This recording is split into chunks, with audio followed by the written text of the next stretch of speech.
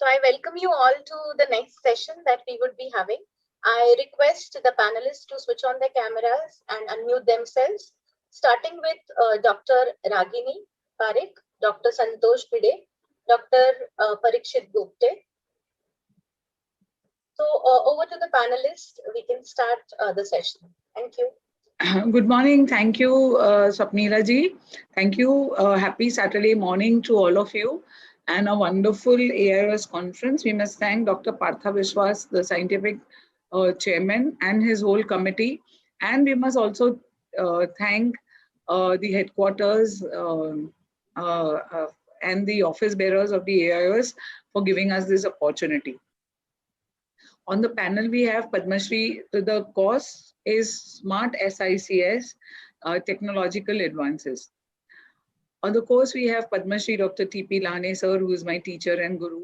My friend Dr. who is also the advisor to the MOS and the BOA, and who is the Director of Medical Education, Maharashtra.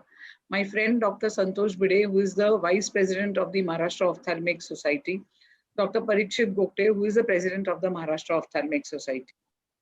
SICS is considered as an inferior brother of the phacoemulsification. And it is very true that phacoemulsification is the surgery of the day. And we always keep on striving to perfect our SICS to reach the standards of phacoemulsification. But the fact also remains that in India today, 70% of the surgeons are SICS surgeons. It takes time to learn, especially the beginners, the residents who are doing MS, till they learn phacoemulsification, and a large population of surgeons who are doing SICS today because of the cataracts, which are hard brown. SICS remains an all-rounder. After that, I would request Dr. Lane sir and Santosh to say something, and then we will start our session. Dr. Lane sir. The thing SICS, I think Ragini, SICS is the surgery where the learning curve is very less. And that is the surgery where we start our career in ophthalmology. Secondly, today is the best surgery that whenever we want to learn the ophthalmology, we start from the SICS. And I think we are the teacher, and so we are doing different type of SICS in our this one in the institute. And I think that is a very good thing. So with this, I think Ragini, we should go ahead and start your presentation. Thank you. There will be various talks in this session. I will be starting with 10 steps to a perfect SICS. Dr. Santosh Bide will be talking on premium IOLs in SICS. Dr. Lane sir will be teaching on complicated case-based scenarios. I will be discussing nucleus delivery, which is different from phacoemulsification in SICS. Topical SICS is something that Lane sir will discuss, and complications and management of SICS will be discussed by Parikshit Gupte sir. So it is important to do a perfect SICS, and like the 10 commandments, I will be discussing the 10 steps to a perfect SICS. So, today the scenario is that it is a cataract surgery and not a cataract surgery. Every patient comes to you and says that I want spectacle-free vision. What we want is simulation of natural vision for the patient once the lens is removed. There is the advance of flax and new generation IOLs. So all this put together makes cataract surgery very different today from what it was. The basic steps in an SICS are the sclerocorneal tunnel. The tunnel in SICS, because the nucleus is large, always remains a sclerocorneal tunnel unless it is in a child or in a very, very soft cataract which just needs to be aspirated. Capsulorhexis, hydromaneuvers, because you need to decrease the size of the nucleus. Nucleus rotation to ensure a free movement of the lens and a comfortable delivery. The cortex aspiration and the IOL implantation. So these are the steps. The first step is the conjunctival flap. After taking the bridle suture in viscoexpression or not necessary in Blumenthal, the first and the foremost important step is the conjunctival flap. It covers the incision so that there is no irritation, and though it appears to be insignificant, it's very, very important with respect to safety. So as you can see over here, This is the patient whose eyeball is rolled down so as to have access. Essentially, the incision will be at 12 o'clock unless and until there is scarring because of previous pterygium surgery or if there is a bleb. With a conjunctival Caesar, you are making this conjunctival flap, which is a fornix base flap. This flap is important because it will, at the end of the surgery, like an omentum or a hood, cover and stick by itself without any suture, so that there is no irritation and the patient is safe. As you can see over here, the tunnel has already started with the incision and the dissection of the sclerocorneal tunnel. So the conjunctival flap is very important. That is the first step. The second is the tunnel itself. So after making the conjunctival flap, the correct use of instruments and blades are very, very important. So as you can see over here, you are making a modified frown incision. The modified frown incision is made with a Bard Parker handle. It is 1.25 millimeters beyond the corneal surgical limbus, and the incision is made in half the depth of the corneal, the scleral thickness. A crescent blade is used to dissect. The correct use of instruments is very, very important. As you can see over here, the tunnel is a funnel. A funnel is very, very important because the funnel means that the external incision is smaller than the internal incision. And you can see the dissection in the pockets right now, which is occurring. And it is these pockets which allow the nucleus to be delivered safely. The dissection is continued into the cornea for 1.5 to 2 millimeters. And these are the side ports, as you can see, which help to put the AC maintainer in, and which is used for the AC maintainer and the second incision.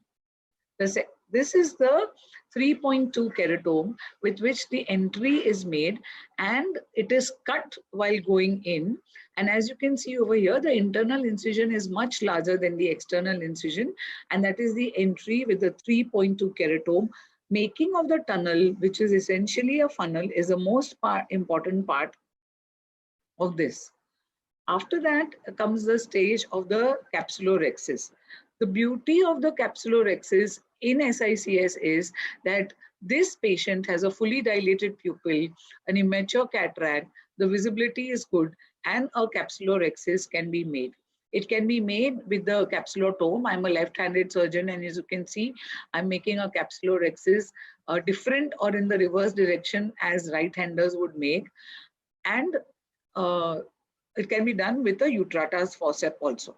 But the beauty of SICS is that it can be done without a capsulorhexis in case of a mature cataract or a hypermature cataract. It can be done with an envelope technique also. In case of a small pupil, as you can see over here, the rhexis is made within the pupillary margin. And then in this, it is very important to rotate and bring the nucleus out so as to ensure delivery without any subluxation. So capsulorhexis can be possible. The previous rhexis, as you were seeing, was under visco. And here, as you can see, it is in the Blumenthal technique. It is a visco-free technique, and it is under BSS. Because of the flap floating around because of the fluid turbulence, one has to get used to this technique, but it can be done without visco. This is a dye-assisted rhexis, as you can see, in mature cataracts. In mature cataracts, a dye is used, though the case shown here is phacoemulsification.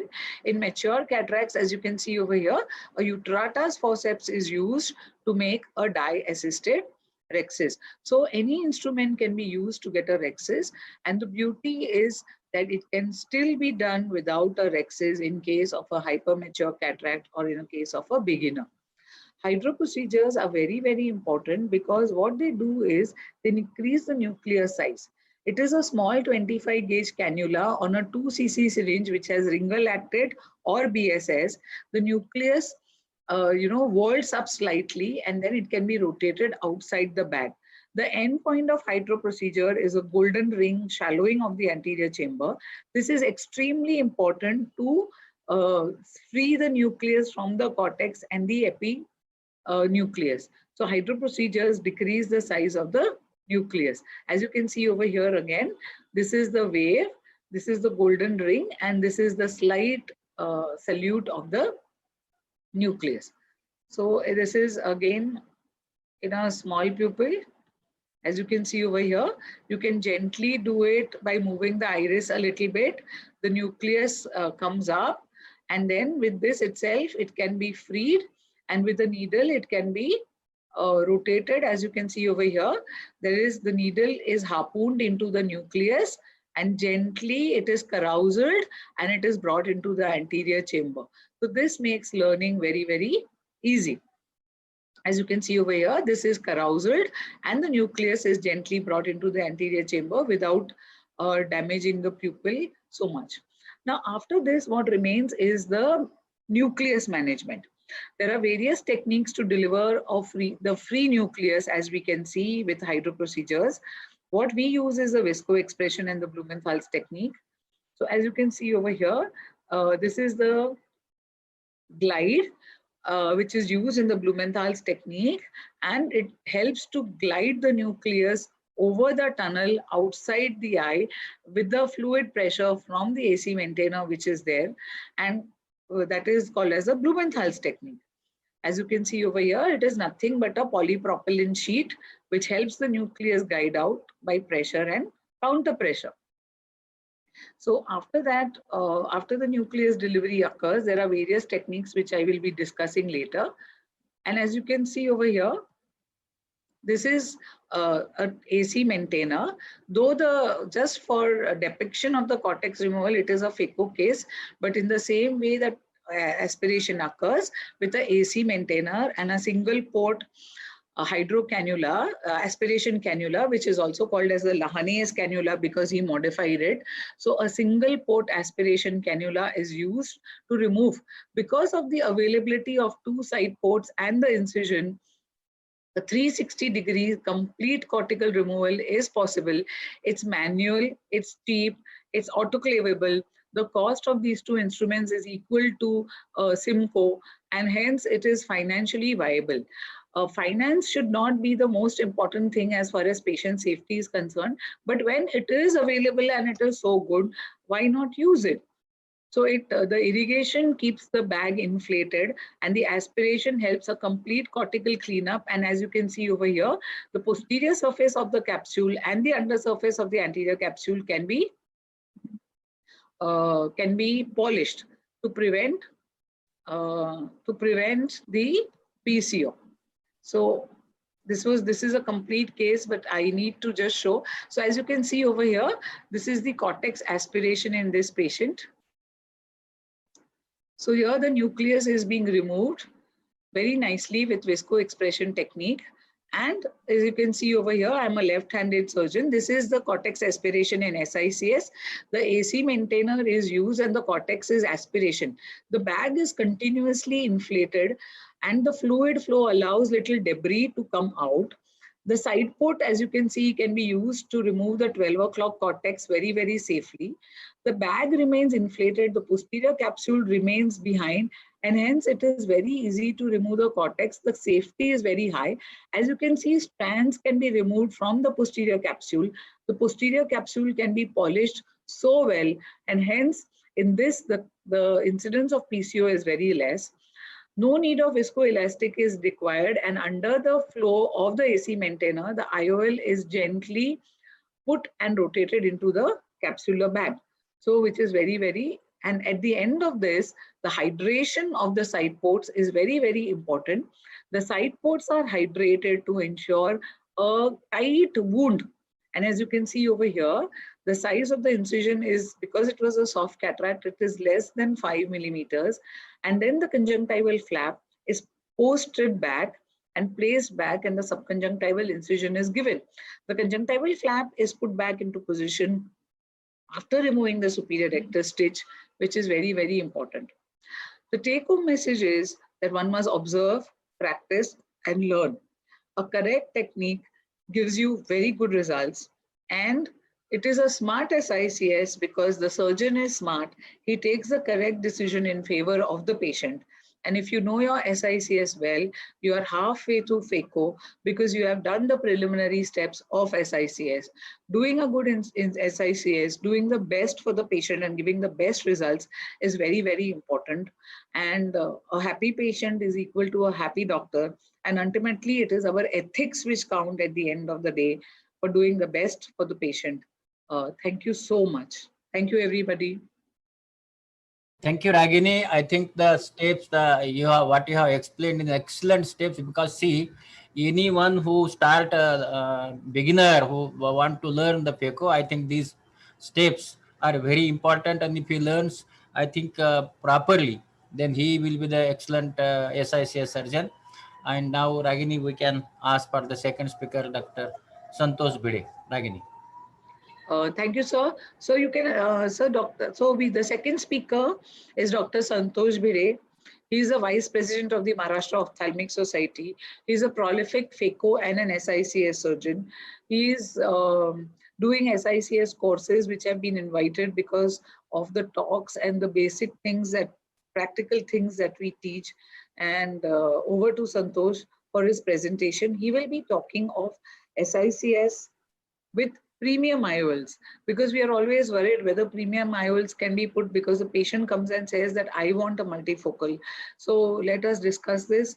Dr. Santosh Bhide, a happy morning to you, and over to you, Santosh. Good morning, everybody. Respected Lahane sir, Professor Ragini. At the outset, I would like to thank organizers and you both for giving me opportunity to share my thoughts on this important topic.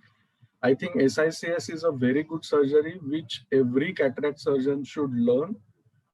To become a comprehensive cataract surgeon or to become an all-rounder player, you should be expert in both SICS as well as FACO. We have different technologies which are available, and now we have to integrate these technologies into our practice, into our SICS. So now I'm going to talk on SICS with premium IOL. Is my screen visible? Yes, sir. Yes, Santosh.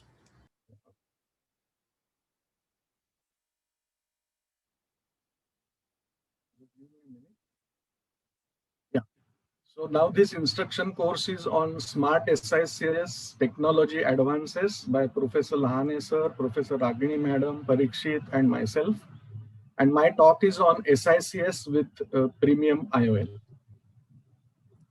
There is no financial interest in any of the products which we have mentioned. And as I said that we have to integrate advances in IOL technology into this SICS surgery.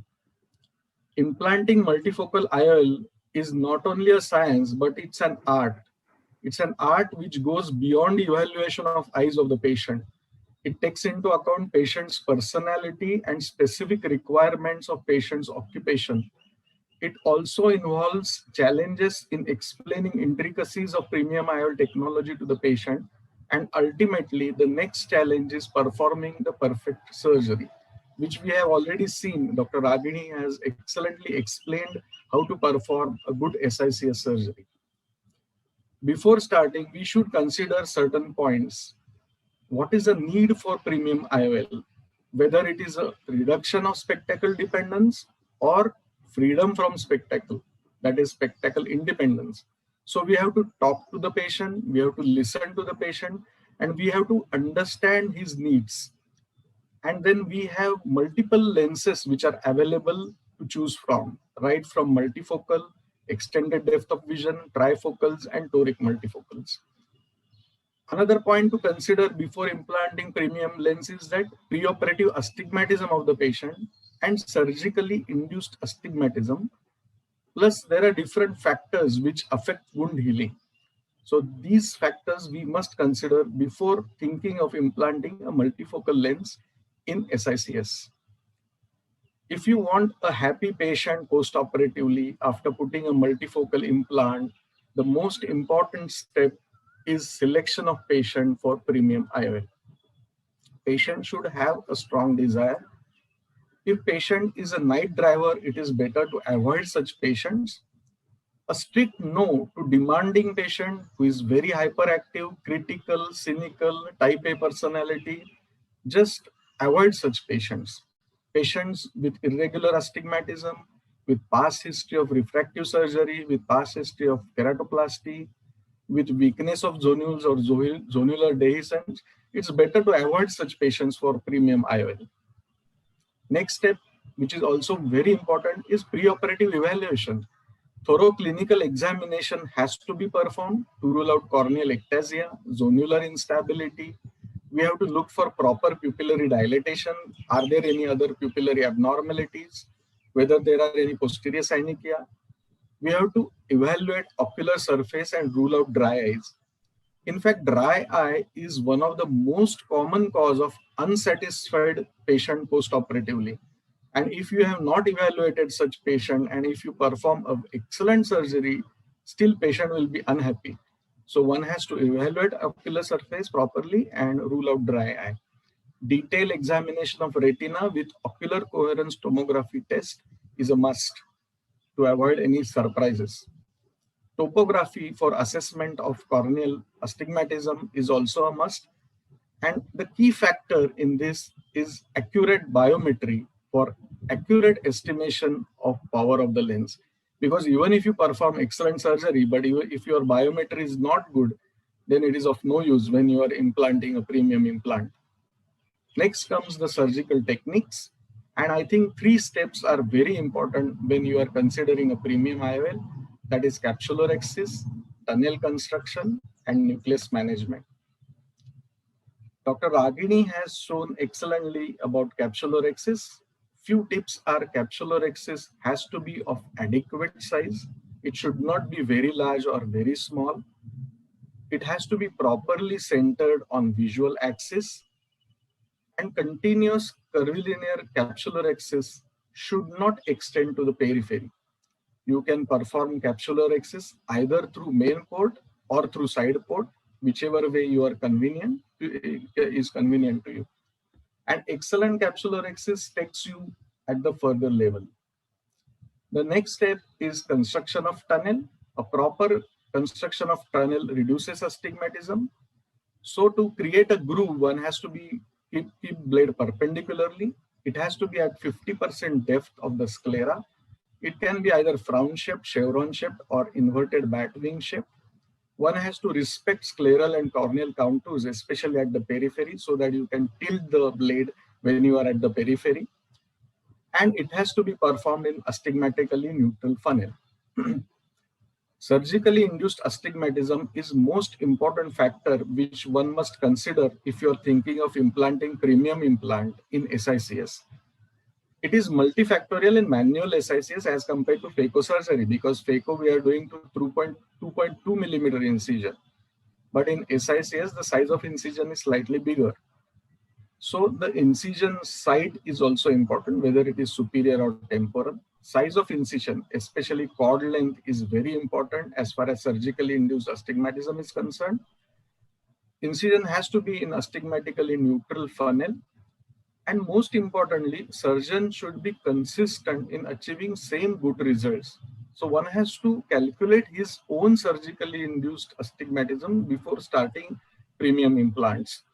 Then and then only you will be able to give good results.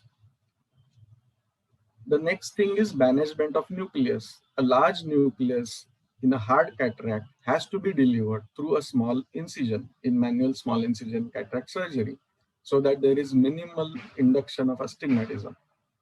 So we have to perform different nucleus minification techniques like snare technique, MyLoop, or intratunnel phaco-fracture.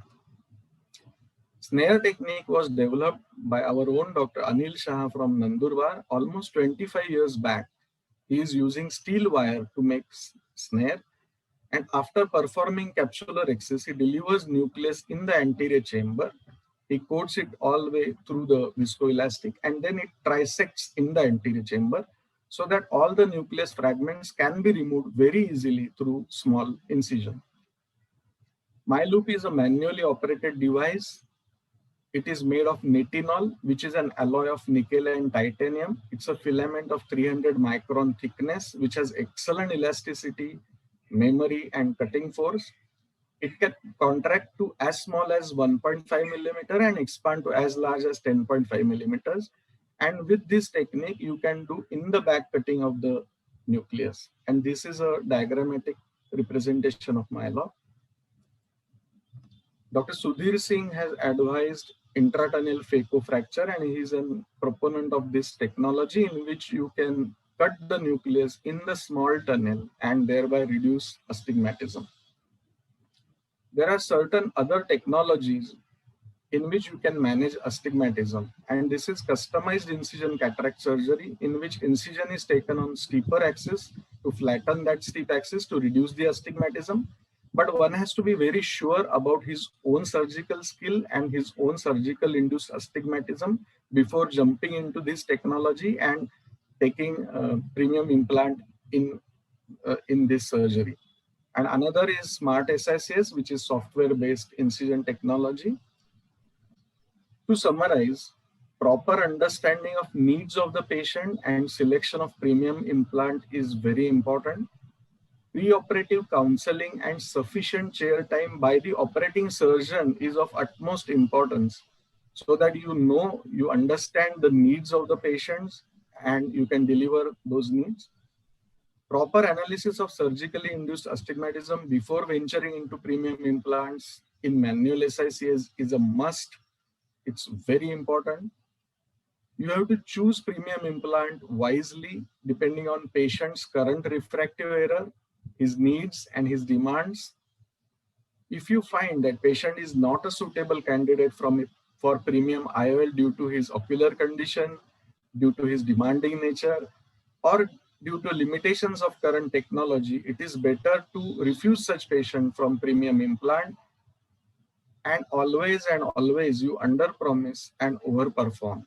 And that will give you a happy patient, a happy surgeon, and a successful integration of an advanced technology into your SICS surgical practice. Thank you once again to the organizers and to Professor Lahane sir and Professor Ragini madam for this opportunity. Thank you. Thank you, Santosh. You have really demonstrated very well that so many students, they ask that can we do the multifocal, because the multifocal the patients are asking in the SICS, and you are definitely given them this vision that how they can go for the in the SICS and also the multifocal IOL. And in the multifocal IOL, as you have said, definitely the astigmatism which is there in the you can say SICS incision, that is always on one hurdle. But what you have told is correct. We can reduce the astigmatism size, this incision size. Secondly, if the incision size is slightly more, we can go for one suture. So that can also help to reduce the astigmatism. Ragini. Thank you so much, sir. Very correctly said. And it is important, and you have put a very balanced and a correct picture, not saying that you can do it in everything and we are doing. It's very, very important. Realistic picture is there. Realistic you have to picture, be realistic and truthful to the patient ultimately. Actually. So this is, ultimately we are all teachers, and you have put a very, very realistic picture, because don't get carried away because your friends are doing premium and all. You can do it. Know when you can do it. Actually, what you said is very true, that as a very, very good surgeon, you should know when not to do a particular thing. And I think that you put very well, Santosh.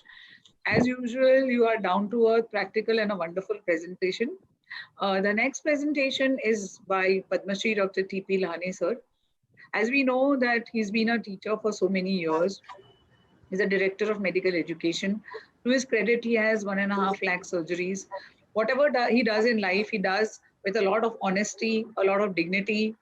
And he continues to be a mentor, a guide, a person whom we look up to because of his work, because of his nature, because of his stature, and because of his honesty.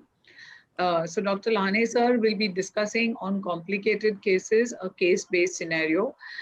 Sir, we are both, Santosh and I, are very fortunate to have you as a teacher, as a guiding light in Maharashtra and in Mumbai.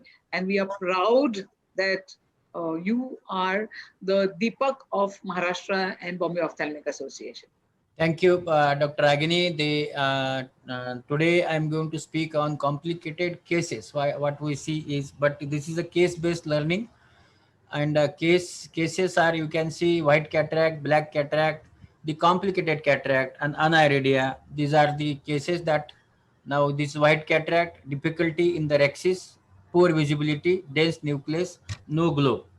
So here the managing strategies that dye-assisted rhexis envelops technique in the hypermature cataract, the proper entry in the internal tunnel, and 1 minute, what has happened?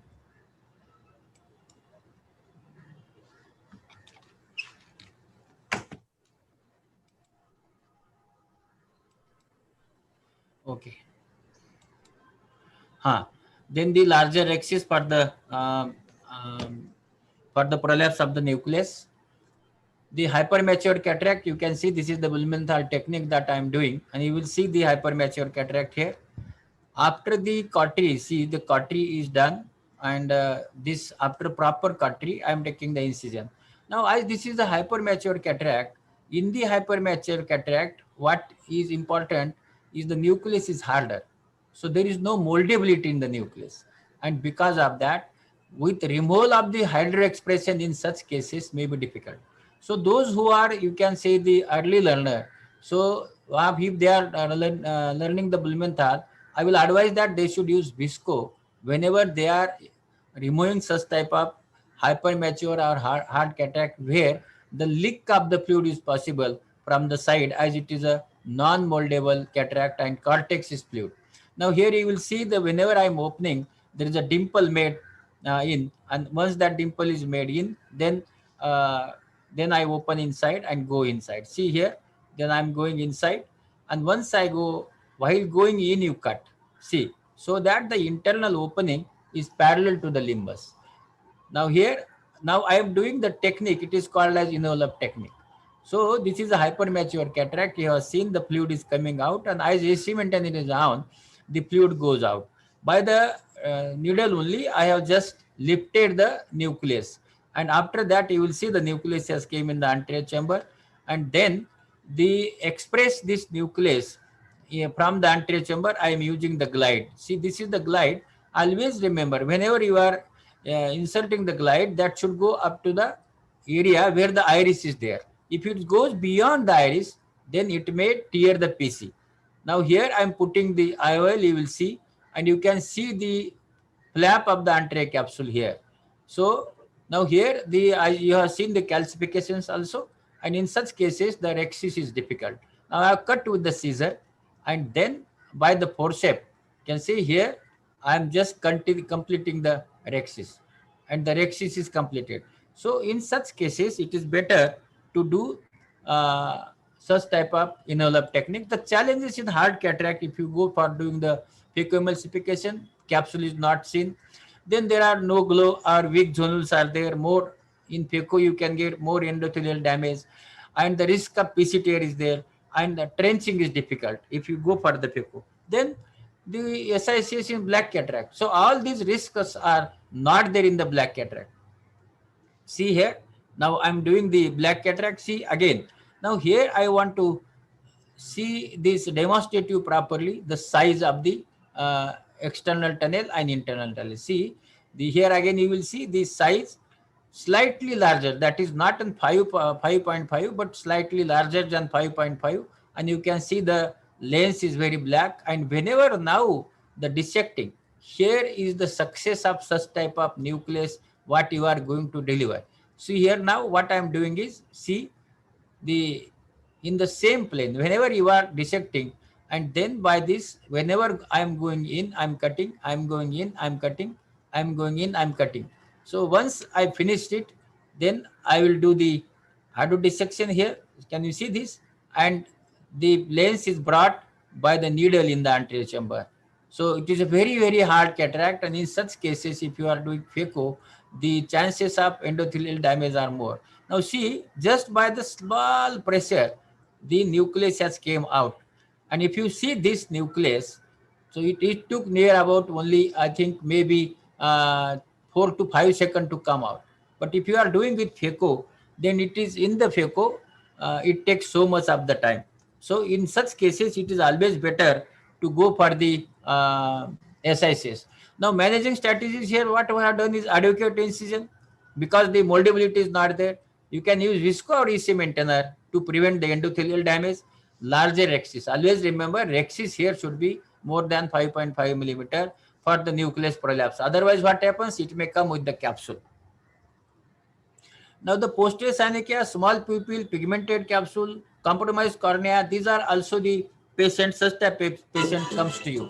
Now, see, this is the dramatic cataract that I am doing. You can see the posterior synechia, fibrosis of the lens, and the synechia are lens, this iris is attached to that fibrous area. So now that fibrous capsule I have removed, separated, and then I'm extending the incision.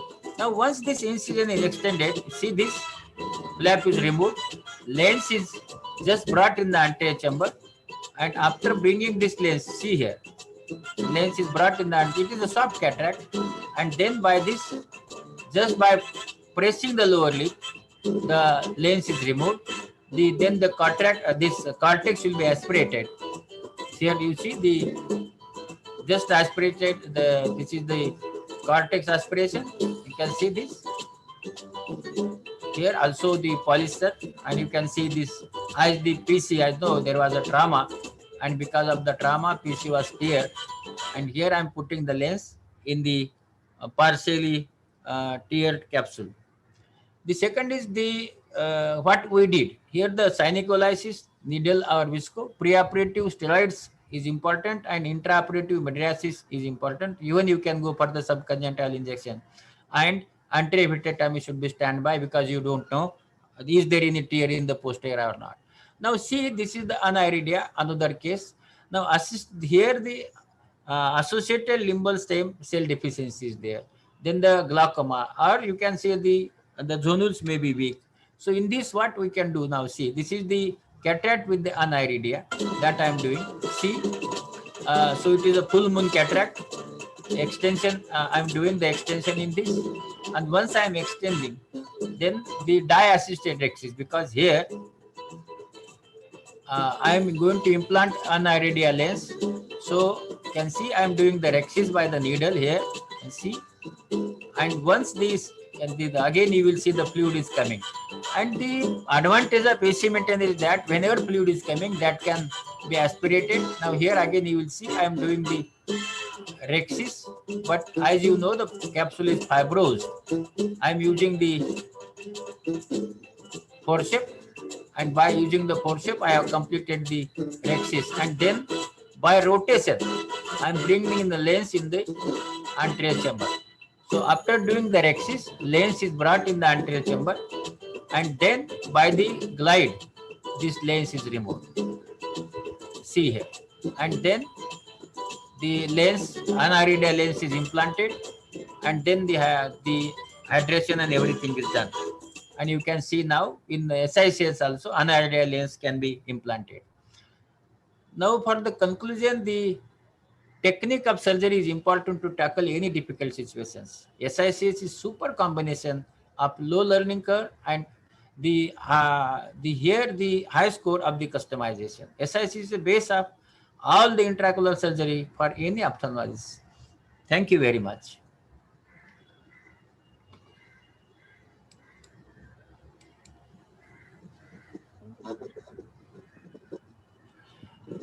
Dr. Parikshit has also joined. Thank you, Parikshit, for joining. Thank you so much, sir, for Dr. this Virendra wonderful. Agrawal sir has also joined. Who has joined? Virendra Agrawal sir has joined. Dr. Virendra Agarwal sir, good morning. Dr. Parikshit sir is the MOS president, and he has joined. Virendra Agarwal sir is a very close friend of Lane sir. He's been the scientific committee member, and thank you for joining.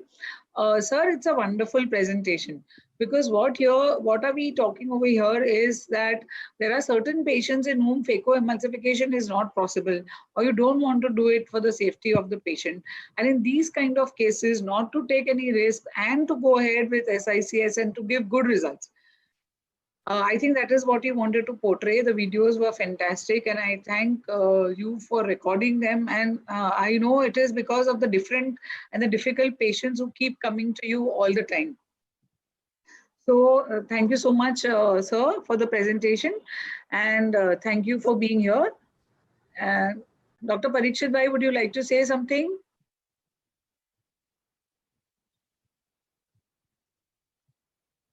So I think, sir, you have finished before time, and would you like to discuss anything about the cases that you said, or say something more, and then we can go on to my presentation? See, what I want to say is that whenever you get you can say the nuclear cataract, in the nuclear cataract, you must know the grade of the nuclear cataract. And if it is a very black cataract, in such situation, we always go with the phaco. But if you are not having the femto and you are going with the phaco, so in any expert hand, what happens? It is very difficult to do the phaco, and you get the SK, and this SK is now just yesterday only I saw one patient in OPD.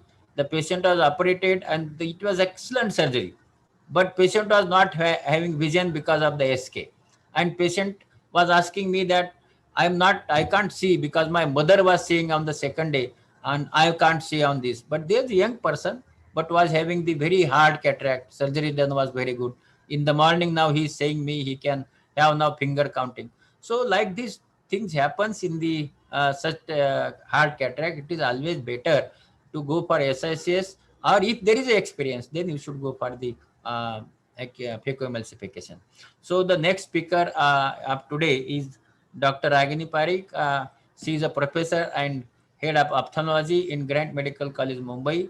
She has a record to do maximum 75,000 surgery she has done. And also she is doing the camps in the rural and in the tribal area. So I request Ragini to present her second topic, that is a nucleus management in the SICS. Dr. Ragini Parikh, who will speak on the nucleus management of the SICS. Dr. Ragini. Thank you so much, sir.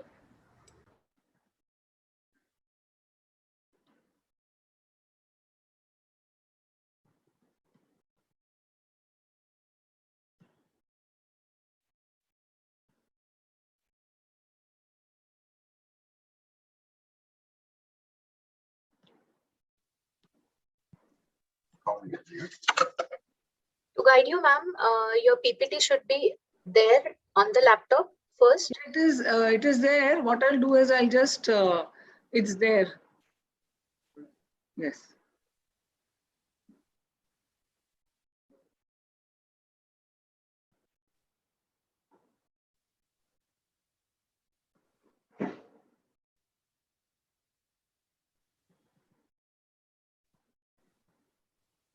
Thank you so much, and sorry for the delay because I had two presentations, I think. Yeah. So can you see my presentation now? Yes, ma'am. Yes, it is visible. Thank you so much. Thank you so much for the support. Thank you, Dr. Lahane, sir. So the main difference between phacoemulsification and SICS remains in the management of the nucleus. Because in phacoemulsification, you emulsify the nucleus, and in SICS, you deliver it. Now, most of the earlier techniques, that is making a tunnel, capsular access, hydromaneuvers, they remain the same for everybody. What differs from surgeon to surgeon is the technique with which they deliver the nucleus in SICS. Now, I would like to make it very clear over here that we are using viscoexpression technique and the Blumenthal's technique. But there are so many techniques customized by every surgeon, modified by every surgeon, use of snares, MyLoop, so many different things, phacominification. Any technique that works in your hand and which is safe for the patient with respect to the corneal endothelium, the vision of the patient, not only short term, but the long term with respect to endothelial decompensation, the pupil, the iris not being damaged, no vitreous loss, the technique which works well for you and the patient is a technique which is correct. Now, the nucleus management, like I said, is always a dilemma because the nucleus, as we know, is very, very big. It grows throughout life, and as the layers are being made, it gets compacted and it becomes more and more harder. So it's very difficult to express it. So what we want, what we have is a nucleus which is as big as a surgery in ECC, but we want to remove it through a small incision like in phaco, and that is the dilemma which we are faced with every day. So our aim of nucleus delivery in SICS is to reduce the nuclear size to facilitate a safe delivery through a stable, safe, small incision. So how do we achieve it? We've already discussed that the incision here remains essentially a funnel, and what you can see marked in red are the scleral pockets. And as you can see that the internal incision is much smaller than the external incision. Therefore, the astigmatism is controlled, but the facilitation of the nucleus delivery occurs. To have the preliminary steps of a good safe incision, a good capsulorhexis, or even a can opener and a free nucleus is very, very important. One must know a good CCC for the best results, and a free nucleus is ensured with the hydromaneuvers, as we have already seen. One must know the difference between the CCC in SICS and phaco, because sometimes it so happens that I'm doing a few SICS surgeries in a day and I'm doing phaco emulsification also. So I have to be very conscious to remember that the capsulorhexis should be large in phaco emulsification in SICS than in phaco, because if it is small, the nucleus cannot be brought out of the capsular bag, and hence the CCC in SICS essentially is larger than in phaco. That is a very, very important thing to remember. So as you can see over here, this is a very good soft cataract. The pupil is fully dilated. The microscope and the instrumentation are very good. As you can see, a complete glow. As you can see over here, my capsulorhexis is larger. And the pupil is fully dilated, but still it is larger than 5 or 5.5, and a complete beautiful circular capsulorhexis has been achieved. Nucleus management in SICS includes luxation. Luxation, what is luxation? Basically bringing the nucleus from the posterior chamber into the anterior chamber, from outside the bag and into the anterior chamber is luxation. That is a separate step by itself. You cannot mix the two steps, because without bringing the nucleus into the anterior chamber, if you try to deliver it like an ECC, it's not going to be possible. So one must remember that these are two separate steps. And delivery is that once it is in the anterior chamber, to deliver it outside the incision, that is the second step. Now, luxation is that after ensuring a free nucleus, you engage it with a cystitome, but it is very important to know that the site of the engagement should be away from the equator. Otherwise, you will pull, and it should not be engaged into the capsule. Otherwise, the capsule gets pulled. And you have to dislodge the nucleus slightly from the 12 o'clock to the 6 o'clock in the same plane. So as you can see, this is the hydro maneuver, and you can see the golden ring and the salute of the nucleus. This is a Blumenthal's technique where you hold the eyeball. Now the nucleus is rotated out of the bag and brought into the anterior chamber. So this is called as luxation. Luxation can be sometimes very easy, or as you can see in a small pupil which we saw earlier, you might have to carousel it and slowly bring it out without damaging the pupil. The common goal in nucleus delivery is to remove the nucleus through as small an incision as possible. But please remember that it's not important it is small. It's not important that it is sutureless. You can always take a suture. Try as small as possible without compromising the safety of the eye. Various techniques are devised to reduce the size and facilitate delivery. As we have seen few videos of the Blumenthal technique, the visco expression technique, phaco minification, use of a snare, use of a my-loop, phaco sandwich, wire Vactis. So many things are in vogue.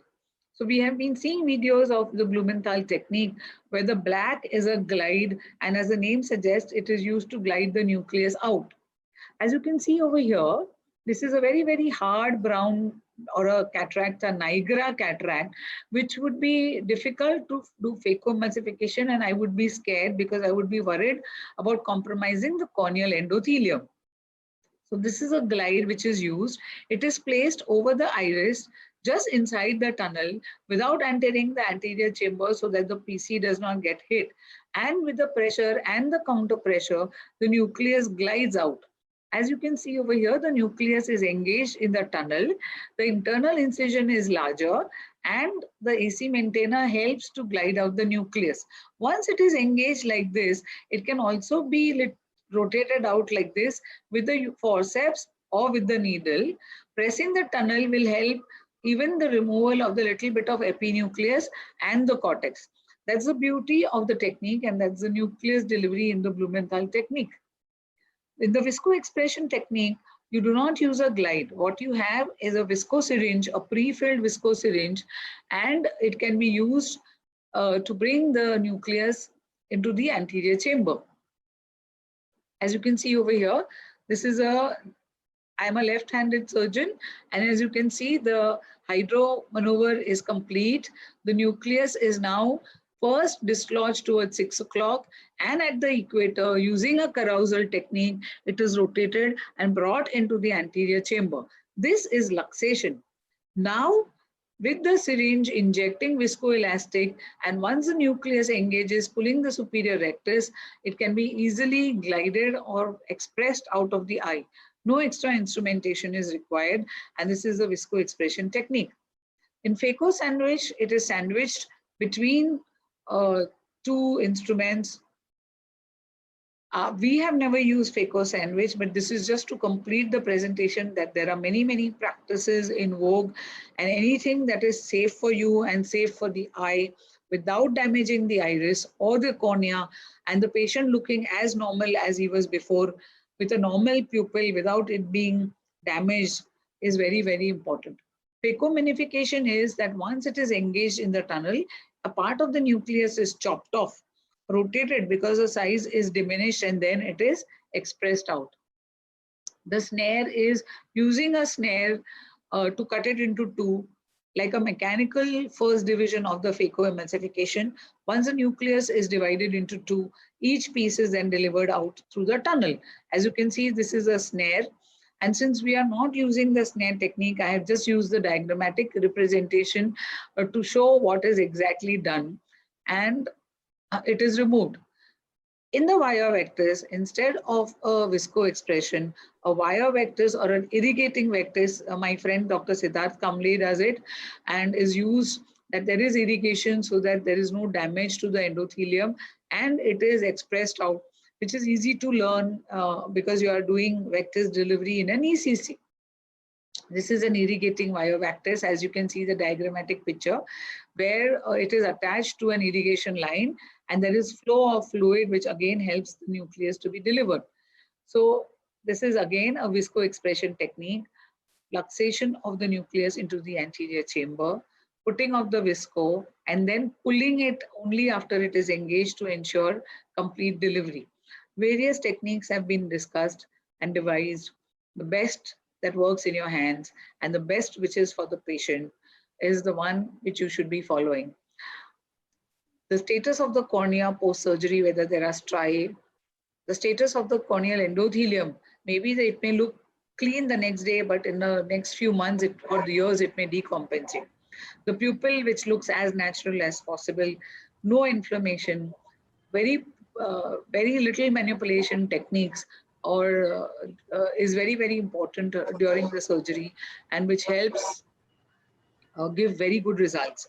And as I've always learned from my guru, Padma Shri Dr. T.P. Lahane, that at the end, it is all the patient who counts, and we are surgeons only for the patients and the patient's well-being. Thank you so much. Sir? Thank you, Dr. Ragini.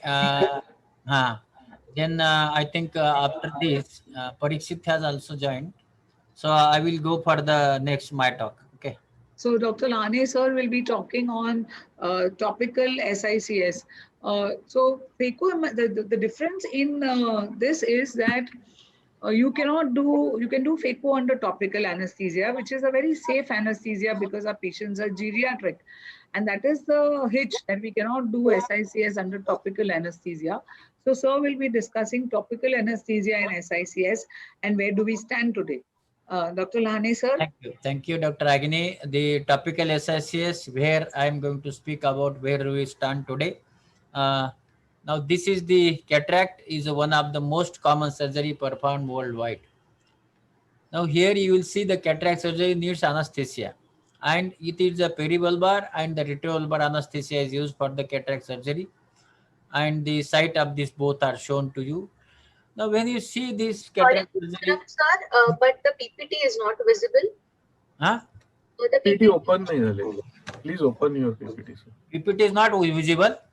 No, sir. Only No. screen is seen, but PPT is not seen, sir. So you have not opened it. Okay. 1 minute.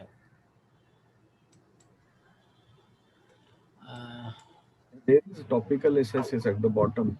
In the screen, I could see that.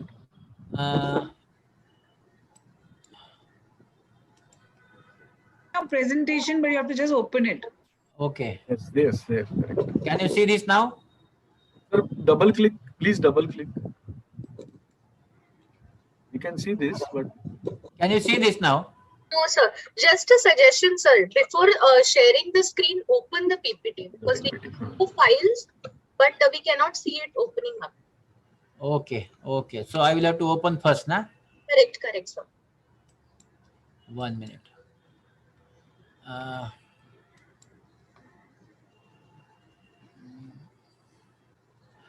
If Parikshit is there, ask Parikshit to go ahead. Parikshit is in another hall. He's joining after 10 minutes. He called me just now. Huh. Till then, can we take one question? Because there is one question from the audience. Till Yes. sir opens his PPT, we'll take one question. There is a question from Dr. Meenakshi. She is asking if someone has learned SICS, then for shifting to pediatric cataract, is it important to learn phaco? In my opinion, it is not a must, but I think Professor Ragini and Sir Lahane sir can answer that. Please unmute yourself. Dr. Ragini, please unmute yourself. Dr. Meenakshi for attending this SICS course. Now, SICS, phacoemulsification, and pediatric surgery. These are three different ball games according to me. I am a very prolific SICS and a phaco surgeon. I've done 75,000 surgeries. We do about 8 to 10 pediatric cases every week. Dr. Himalini is a pediatric surgeon. Dr. Lahane sir is a pediatric surgeon. But we must, the pediatric surgery is entirely different because the eyes are not rigid, the sclera is not rigid. It's very difficult to do a capsulorhexis. You need to do a posterior vitrectomy. So you have to be completely trained as a pediatric surgeon before touching a child's eye. This is what my advice would be. But yes, learning SICS, because you're doing the tunnel, you are doing the rhexis, you're doing the hydromaneuvers. So after making a sclerocorneal tunnel, a rhexis and the hydromaneuvers, you can go in with the phaco, learn little bit of trenching, then finish the case by SICS. Then learn trenching and division again, and then again go on to the further step.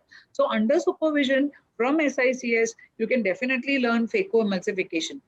Pediatric cataract, there is no need for removal or delivery of the nucleus. A sclerocorneal tunnel should not be made because it's essentially a corneal tunnel, because there only aspiration is required. So making of a corneal tunnel again requires expertise because it's a different tunnel. Square incisional geometry has to be maintained, and you have to know the use of two instruments. But pediatric cataract surgery is a different ball game altogether, with having a vitrectomy, with the incidences of PCO, and hence I would leave it up to you and your experience as to how much experience you have. I'm sure you are very experienced. And if you know a good rhexis, if you know a good vitrectomy, if you can use a bimanual irrigation aspiration to do a cataract, and you know a corneal tunnel, I think with these steps in mind, you can do a pediatric cataract surgery. All the best to you. Thank you, Ragini. Can you see my this now? Yes, sir. Yes, sir. Okay. Now this is the what I was saying. It is the most common surgery. Here we use the perivulvar and retrobulbar injection for the anesthesia, and this gives the cataract, the venous obstruction, this venous arterial hemorrhage, then arterial arterial hemorrhage, oculocardiac incidence, allergic reaction, ophthalmoplegia, direct damage to the extraocular muscles or its nerve, globe perforation, central spread of the anesthetics, life-threatening complication can result from the intralethal spread and optic nerve damage. So that can happen because of the complications of anesthesia. And you must know the sensory nerve. Now this is the cranial nerve 5. Trigeminal is this sensory supply, and you will see the sensory supply is going to the cornea. And so the what happens? What is the anesthesia blocks? It blocks the, you can see this activated state. You can see the sodium channels, and these local anesthesia blocks the sodium channels. So you can see in the resting stage, it is in the activated and in a inactivated stage. So way to provide topical anesthesia is lignocaine gel you can use, subconjunctival lignocaine you can use, topical anesthetic agent, proparacaine and lignocaine can be used.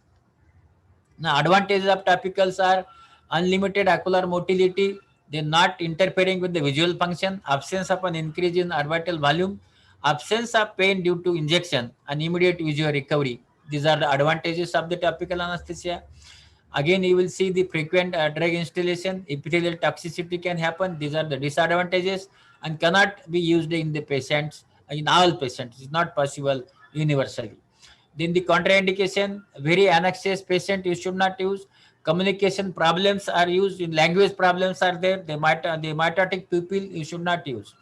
Now here you will see the there are the research, and in that it is a manual incision can be done under the topical anesthesia. And here the lying down and looking down per surgery checkup. So you'll have to see each and every surgery checkup. The causes of pain is the iris touch. So here you should avoid that. Stretch of the zonules you should avoid. Sudden inflation in the anterior chamber you should avoid, and nucleus delivery should be proper. Now all the steps done in the phaco-topically can be done in SICS. These all can be done in the SICS. And the step 1, you can see the step 1 is the incision. I am showing this on the one side is a phaco, and other side you will see I am doing with the SICS. Only here, whenever you are doing the, it should be, see here, I am doing the dissection under the topical anesthesia. Can you see this? But here properly you see the gentle dissection. The gentle dissection is required whenever you are making the steps. The other is a opening. See here, I am also opening by the phaco, also opening, but here I am opening the cornea. And whenever I am opening the cornea, see, you can go, but all steps, wherever you are doing, those steps should be properly done. Now, hydroid dissection. Now here I am doing the hydroid dissection. You can say in the phacoemulsification. Here I am doing in the SICS surgery. So both places here you can see the what I am taking care that lens should not touch the iris. If it is touched to the iris, then it pains to the patient. Now another case where I am doing the hydroid dissection, again you will see pupil is fully dilated. If pupil is not fully dilated, then don't go for the topical anesthesia in the SICS. Here again you will see I am just rotating the nucleus and bringing it out. So whenever you are doing such type of hydroid dissection, you should be very careful for doing it. Then the IOL phaco SICS. Now here you will see I am putting the IOL in the phaco case, and also I am putting the IOL in the SICS case. So here you will see the phaco case I have put the foldable IOL, and here I am putting the rigid IOL. Even you can go for the foldable IOL, but as it is a 5 millimeter incision, you can go for the rigid IOL. So that I have done. So here again now you will see I am depositing the conjunctiva properly, and then this is the case now I am doing. See here. So whenever it is a subconjunctival injection given, and in the subconjunctival injection now I am doing the subconjunctival anesthesia, I am doing the phacoemulsification, this SICS surgery. Now whenever I am doing, as you know, the You can see the edema of the conjunctiva. It is because of the subconjunctival injection. Now gentle. Now, whenever you are doing under the topical, the steps should be gentle. So these gentle steps of the here patient gets pain. So this time also you can instill one drop whenever you are doing the cauterization.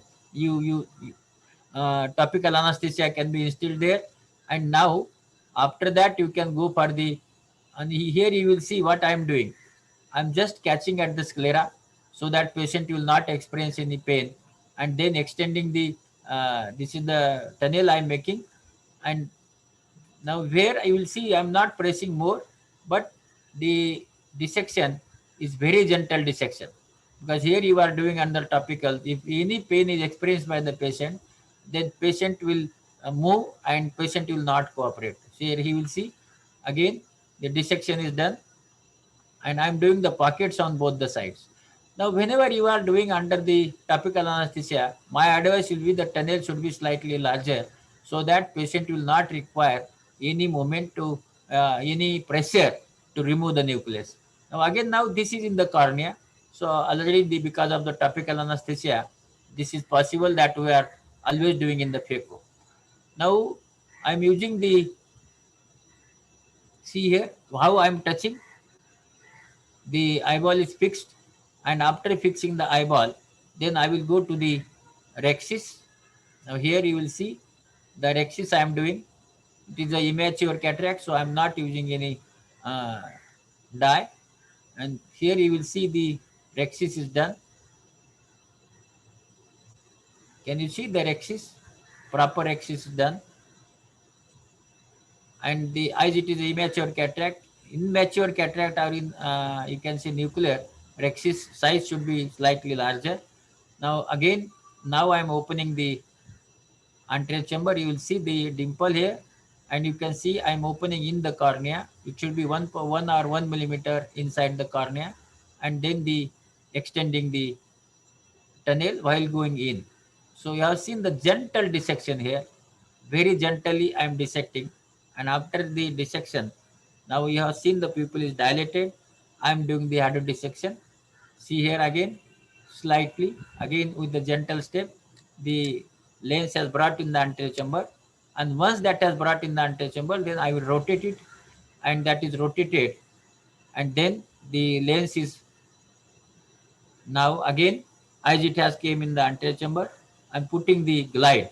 Now, seeing the glide is inserted up to the iris area, so that it will not touch the posterior capsule, and then the lens is here, gentle pressure, lens is removed. So once that lens is removed, even the epinucleus also removed by the same, and you can see the case is complete, and then you can aspirate the cortex which is there, and you can implant the lens. So it means see here, I am implanting the lens. The lens is implanted in the bag. You can see the bag. You can see the bag also properly.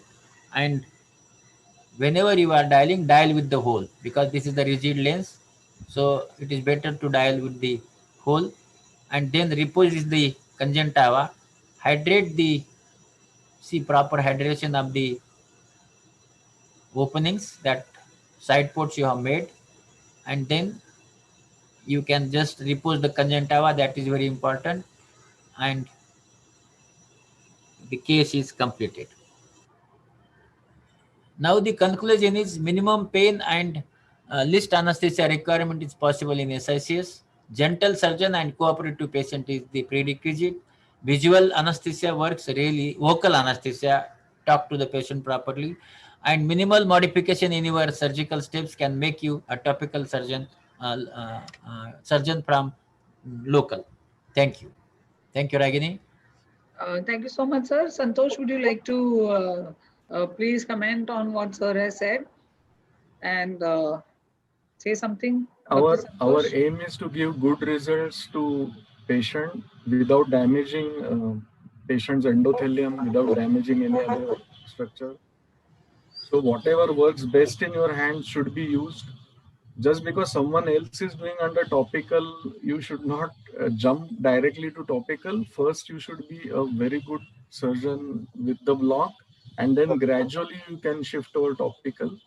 And if you find at any stage patient is having any problem, then you can have intracameral lignocaine, so that especially the pain because of stretching of the iris or stretching of the zonules can be minimized. Like even in topical phaco, we are using intracameral lignocaine, or we are using intracameral phenocaine plus, which contains lignocaine. So Okay, that thank you. will definitely save us. And now Thank you. Parikshit has joined. Parikshit is the president of the Maharashtra Ophthalmic Society. Excellent pediatric and squint surgeon, doing very good social work and also doing good work for the you can see the curriculum for the ophthalmologist in Maharashtra University of Health Sciences. So Dr. Parikshit. Thank you, sir, for the kind introduction. It's always a pleasure to present with all the stalwarts. And for last 10 years, have had the privilege of presenting with Ragini ma'am and Lahane sir. So thank you, sir. And of course, my senior, Dr. Santosh Bide from Pune. Sir, you had asked me to speak on the complications of this SICS and what can go wrong. So as you said earlier, today it is, sir, can my screen be seen, sir? Yes, sir. It is seen. It is seen properly. Yes, sir. Sir, as you said earlier, today we can do phaco by topical, but we can do SICS also by topical. And there is an excellent presentation by a writer by Dr. Vimal Bhalsingh Rajput from Ahmednagar, who has shown that it is now possible to do topical SICS on all patients. He has done it in Civil Hospital, Ahmednagar. So while phaco is, well, the king of cataract surgery, we know SICS is like a royal tiger, equally a great surgery. And well, as Dr. Bhide was saying earlier, we have to look not only just at the cataract, but we have to look at the entire patient, get the entire history before we think of doing it. And in SICS, everybody says that we should have a smaller and smaller incision. People do 3 millimeter, 4 millimeter SICS. But I think what we should have is start with a slightly larger incision and have a proper funnel rather than just a tunnel or a rectangular tunnel. We should select the case properly, because without a proper case selection, we will likely to have complications again and again. And as earlier speaker said, dislocated lenses, poor corneas, peripheral corneal thinning, mature and hypermature cataracts, they are not the best of surgeries for young learners to do. I will not go into the details of the capsulotomy. And again, for the corneal endothelium, as Lahane sir and Dr. Bhide said, the endothelial cells are not replaceable. So we have to do all the maneuvers away from the cornea. In fact, one of the main, what shall we say, the grouse against SICS was that in SICS, everything is done in the anterior chamber, and therefore it is more dangerous for the endothelium. And many top phaco surgeons used to say SICS will cause endothelial holocaust. That has not been seen, as we have seen in the meta-analysis and so many randomized control trials. But again, we have to understand that there is a trade-off between lesser astigmatism, that is smaller incision size, and corneal clarity, endothelial cell loss. If we go in for smaller and smaller incision, we could have less astigmatism, but we could lose out more on endothelium. So we have to understand this trade-off.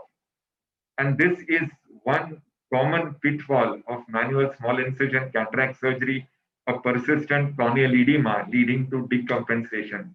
When we had done an audit of almost 20,000 cataract surgeries in HVDSI, we had found that when the surgeons shifted from ECC to manual SICS, this persistent corneal edema, which was not seen for many years, suddenly started coming in because surgeons wanted to take out very hard cataracts through small incisions.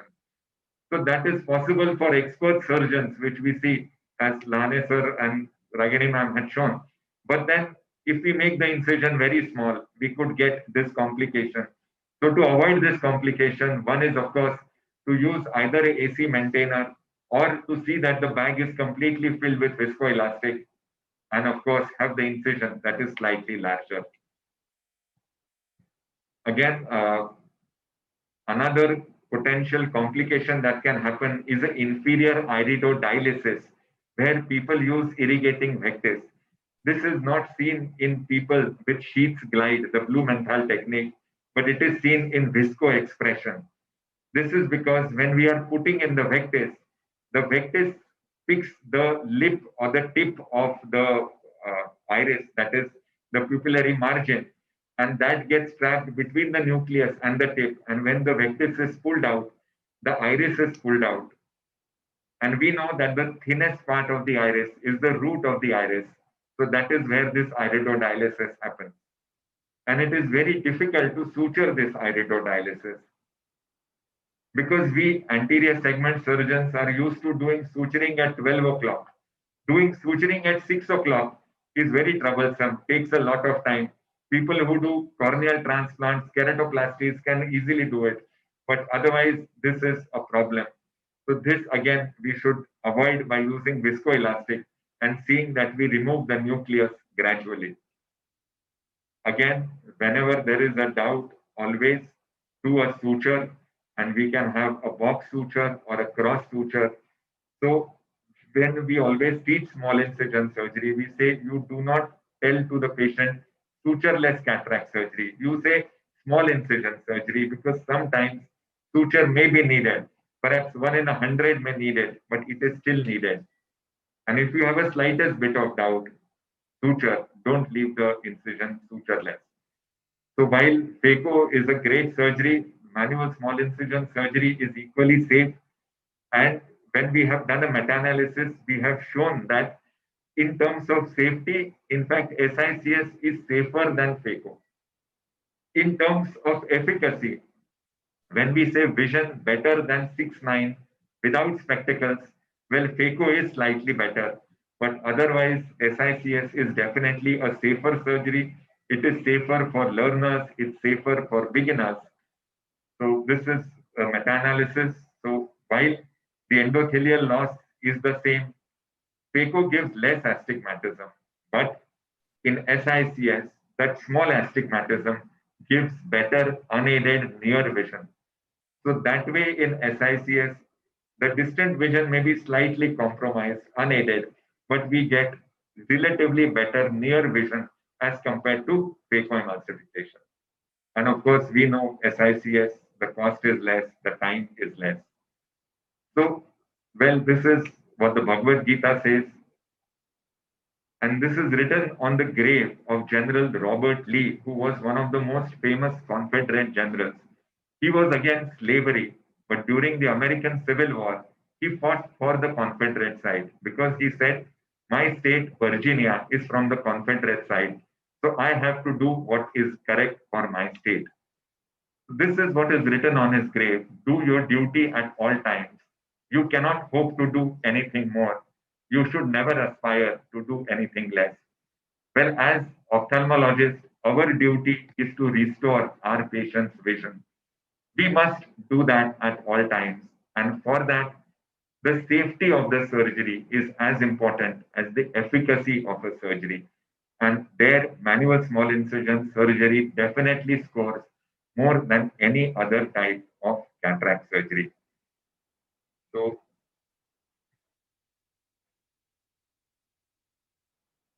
again, thank you, sir. Thank you, ma'am, for giving me this opportunity. And I would love to take questions.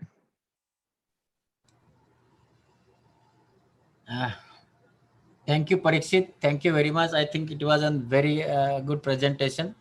And what you are saying in the complicated cataract, when you get the problems in this SICS surgery. My question is to Parikshit. I think our time is finished. So No, sir, we still have about 10 minutes, sir. 10 to 11:25. So we have about 7-8 minutes, sir. Oh, okay. Then we will go for the question and answer. My first question to the Parikshit is that, see, Parikshit, which cases he will consider are complicated and which should be done by SICS instead phaco? Sir, there are 5 actually. One is very black cataract. Second is if the person is very, very old, then their endotheliums are not good. I have done phaco on my 96-year-old grandmother. She was good. She had good vision. But then in retrospect, when I find patients like her, I think SICS may be perhaps better. Third is all patients in whom the cornea is not good, so cornea, guttata, all the endothelial dystrophies, SICS is better. Again, if there is a subluxation which is more than 180 degrees and there the lens may dislocate, then it is always better to have manual SICS because then we can remove the nucleus in toto. In phaco, then we will need a VR surgeon who will do a lensectomy. So again, that is not good. And the fifth is anyone who has a very large pre-existing astigmatism, astigmatism of 2-3 diopters. Normally for phaco, we would have to put a toric lens, which everybody cannot afford. But in SICS, we can change the size of the incision. And that astigmatism we can use to our advantage. And we can give the best kind of vision to the patient. Thank you. Thank you, Parikshit. I will go to the Santosh. Santosh, whenever we are doing the multifocal in the SICS, so what is the post-operative results, that how many patients are getting astigmatism or they are requiring the additional refraction in the multifocal lenses in SICS? Basically, multifocal lenses, patient's requirement is no spectacle. So they want spectacle freedom. So we should not have any astigmatism. So personally, I am very careful. In fact, I will say, if you ask me personally, I will not put multifocal when I'm doing SICS. Because my surgically induced astigmatism, I know that I give about almost 1.25 diopters to 1.5 diopters of astigmatism because I do all SICS superiorly. I am also skeptical about doing SICS temporally because of the wound remains open and there is always a high chance of post-operative infection if you are doing temporal. But there are great surgeons in India who are doing temporal SICS through 5.2 millimeter incision and they are opening directly on the cornea. Great surgeon from Bangalore like Mr. Ravindra sir, and he is doing it because that works well in his hands. So I think as a surgeon, you should be aware of your strong points as well as your limitations and play in those limitations and give good results to the patient. Ultimately, we are answerable to ourselves and to the patient. Your conscience should tell that you should give good results to the patient. So personally, I will not put premium lens in SICS. Thank you. But Thank if you for somebody the, wants I think, premium, he should take those precautions. That is honest what I answer. I will go to the Ragini. Ragini, in the 10th step, what we are taught to the, you can say to begin with the SICS. Dr. Ragini is there? Dr. Ragini? I think Dr. Ragini is not there. Yeah. I think whenever we are asking them or we are teaching the SICS, what I have seen is in the SICS, first of all, whenever they are doing the SICS, the new generation, they feel we should go for the phacoemulsification. So the learning, see the SICS is learning here, the curve is not steep. You can learn better SICS. So my advice will be first you go for the SICS. Why? Because except the nucleus management, all the step of SICS are like a phaco. So if you do all these steps, it means doing the tunnel, it may be a scleral, but you are doing a tunnel. It may be a rhexis you are doing. So that is also required. Hydrodissection you are doing. And only where you are different is removal of the nucleus. Now, once you know all these steps, I think then it is better after doing such type of cataract, then you should go with the phacoemulsification. And so for the phaco, I think the first step should be SICS, and then you should go for the phaco. In few places, they are teaching phacoemulsification to start with. I'm okay, they may be good. I think they should also go ahead, whatever, but it is always better we should also, Ragini, I was asking, as you were not there, as now 50 seconds are there, you can say, where you will stress more when you will ask the junior of these learners in the SICS? Which step? So first of all, now we must encourage all our residents who are very to learn on both sides. And the most important thing is a tunnel which can be easily learned on a goat size. So once you know how to hold instruments and do the tunnel and practice steps, so learning on lots of goat size which are available is extremely important for learning SICS, and seeing a lot of videos and correct videos on the YouTube, attending courses, reading textbooks, all these are very, very important. I think, Ragini, we have finished our time. Thank you very much, Dr. Parikshit. Thank you very much, Santosh. Thank you very much, Ragini. And thank you very much, AIOS, for this. And we will ask the session to Swapnali to go ahead with the next session. Thank you. Thank you, sir. Thank you, ma'am. Thank you, Thank Swapnali. you, Thank you, madam. Parikshit Thank bhai. you, sir. Thank you, Thank sir. you. Thank you, Namaste. Santosh. Thank you, everybody. Thanks a lot. Thank Bye. you, all the delegates who attended the course, and thank you very much. Thank you.